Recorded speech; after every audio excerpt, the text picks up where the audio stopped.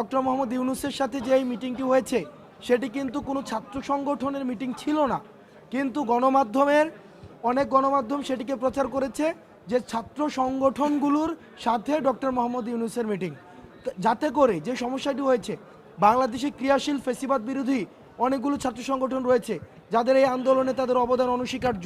সুতরাং আমরা তাদেরকে বাদ দিয়ে যদি আমরা ডক্টর মোহাম্মদ ইউনূসের সাথে আমরা কোনো মিটিং করতে যাই, এই জিনিসটি হচ্ছে খুবই দৃষ্টিকটু।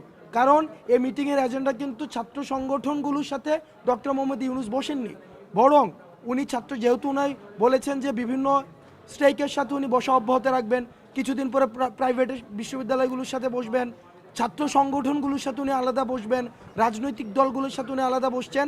গতকাল যারা জুলাই গণ অভ্যুত্থানে ডিবিতে তুলে নিয়ে গিয়েছিল এবং যারা নেতৃত্ব বর্তমানে রয়েছে নতুন অর্গানোগ্রাম, আমরা কনসার্নগুলো জানাতে তাদের কাছে গিয়েছিলাম, যে রিসেন্ট যে কনসার্নগুলো, কিন্তু মিডিয়াতে যেটি এসেছে সেটি হচ্ছে যে ছাত্র সংগঠনের সাথে আলোচনা করা।